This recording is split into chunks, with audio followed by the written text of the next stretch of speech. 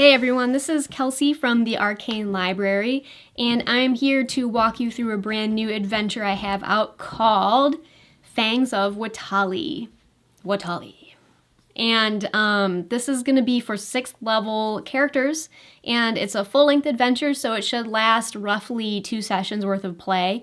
Again, it's always an estimate, but maybe 5 to 8 hours, depending on how interactive your group is with what's going on in here.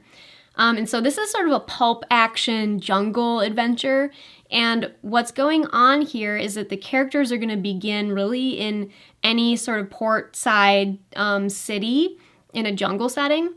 And while they're in a tavern, perhaps the Rusty Mug Tavern is one that I supplied as a possibility, a red-scaled lizard folk is going to be walking through this tavern, preaching about the apocalypse that's coming to anybody who will listen.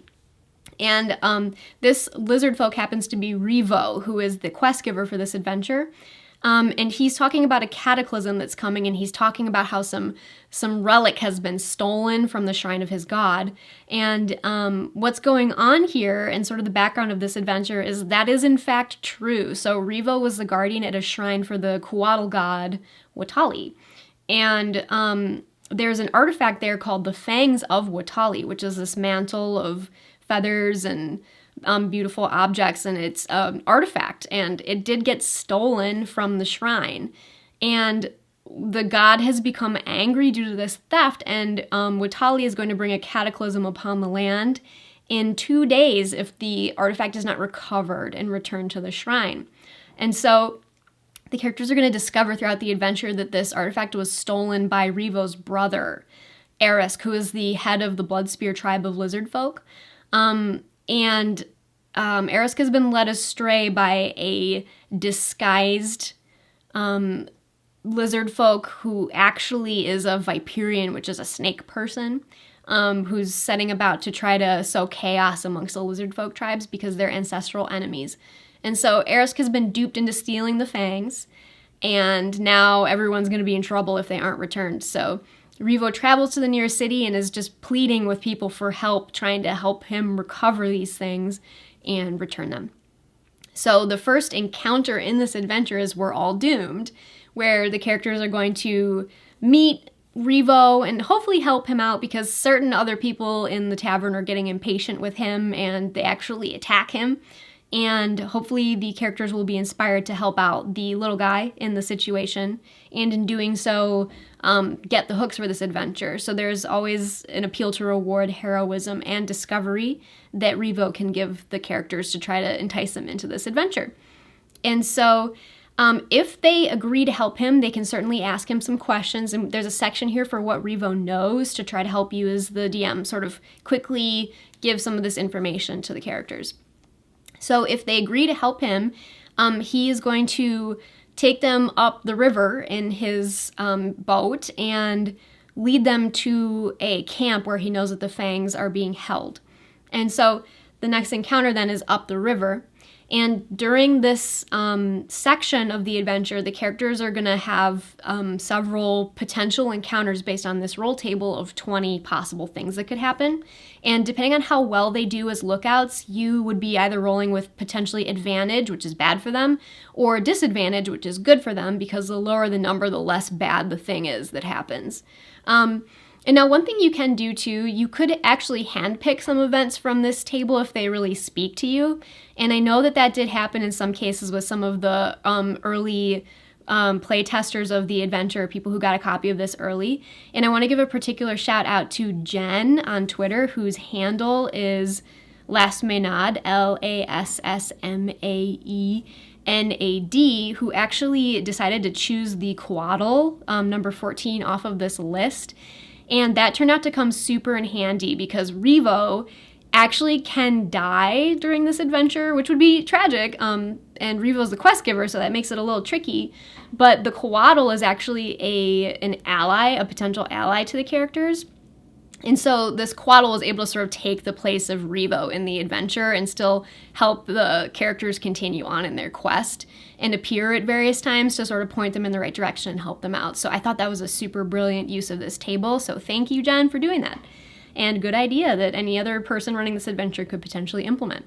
So once the characters get up the river, they're actually going to get to the Bloodspear Camp. And now we have some really cool maps. I actually have a bunch of maps for this adventure, but I have some hand-drawn maps by Jake from Beware the Wizard for these. And these are the ones I put in the adventure because I think they're just really cool being hand-drawn. I sort of like the vibe. So you're also going to have VTT-friendly maps that are more digitally rendered so that you can sort of precisely put them into Roll20 and like match them exactly to grid. But here we have the Bloodspear Camp that Jake drew. And the whole encounter here is about infiltrating this camp. And so there's a lot of ways that the characters could approach this, but Revo tells the characters that the Fangs of Oatali, he knows that they're being held in the hut of the leader of this tribe. And so the characters could potentially sneak into the camp. They could fight their way into the camp. That would definitely be a lot harder because there's a fair amount of lizard folk.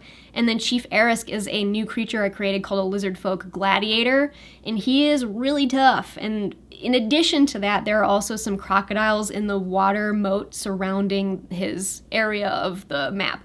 So there's a lot of monsters to fight in here. Sneaking is probably the better option, but again, it's not the only option. So good luck to the characters no matter how they go about this, and hopefully they can steal those fangs out of Chief Erisk's hut before too much happens and then run off into the jungle.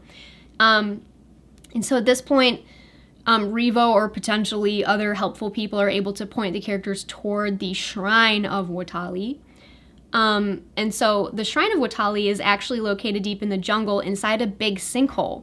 And so this is the awesome map that Jake made for this too. And when the characters get to the sinkhole, they're actually going to look down and see that it's a long drop into water. And while they're looking at that, there are going to be some pterodactyls eyeing them up and considering them for snack time. So the longer the characters wait to enter the sinkhole, the more likely it is that these pterodactyls will swoop in and either attack them or try to slam them and knock them into the sinkhole.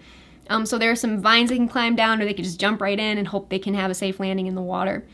But once they get inside the actual temple, the shrine, they'll find that there's a passage that leads into some other tunnels in another area of this shrine.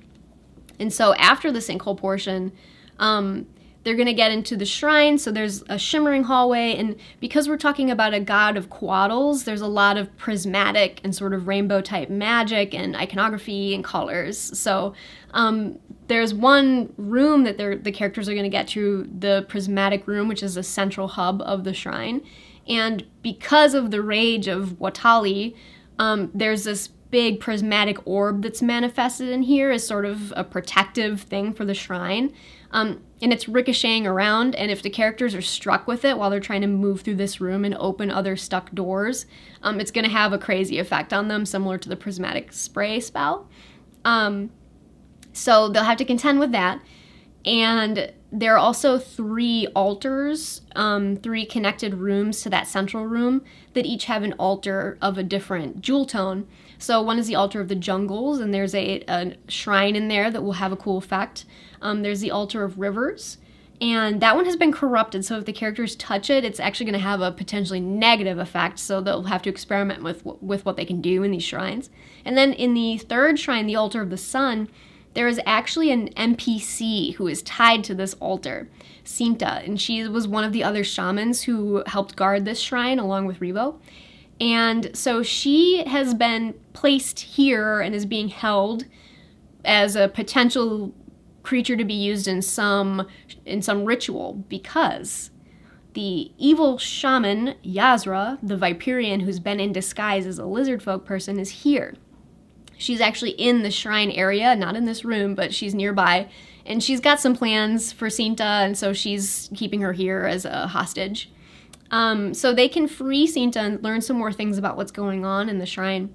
And then the last room leading off of that central room is a small little hallway. And in that there are some lizard folk guards who are loyal to Yazra, but they're sort of questioning their loyalty, and they are questioning whether they really should convert to worshiping Yazra's god as they've been commanded. So the characters can get into that room, and then very potentially negotiate with those lizard folk. It wouldn't be too challenging of a fight for them, but if they do fight with the lizard folk in that room, it's more of a warning to Yazra, who is in the room beyond.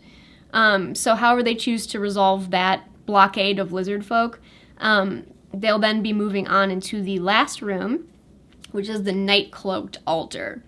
And this is where they'll have their final confrontation with Yazra, who's waiting for them and is hoping to take the Fangs of Oatali back from them. Now, depending on how the characters have behaved in the shrine, if they've defiled the shrine or pried gems out of the wall, they will probably have upset Watali a bit. But if they've managed to keep in good graces with the god Watali, then that god is going to offer them kind of blessings during this final combat. So each round, Watali is going to bestow a blessing upon them, some of which directly help against the fight with Yazra, who employs shadows and is also herself a sorceress, and a very dangerous one. So she's a new creature called a Viperian sorceress I created for this adventure. And she is primarily a spellcaster, and so she has a pretty cool array of spells that she can throw at the players. She's probably going to start off by throwing black tentacles to try to keep them from moving into the room and replacing the fangs upon the altar there. And she also has some legendary actions, so she can have some better action economy against a big group of people. So that final fight will be the determiner of the outcome here, and once that's done, then the adventure has pretty much concluded. So we have an aftermath section that talks about what happens if the characters were able to place the fangs back in the shrine before the time limit, and then what happens if they fail at that. And then there's some potential future adventure hooks that tie into the Viperians and Cinta, and if Revo's still alive, he might actually have some other quests or ideas for things the characters could do. So that's that whole adventure. You can grab this on my website, thearcanelibrary.com. Either by itself or as a part of the Legends of the Library Volume 1 collection, which is 4 adventures at a discounted price together. So thanks for listening to this walkthrough, and if you run this adventure, let me know what you think, and I hope you have a lot of fun with it. All right, thanks so much. Talk to you later.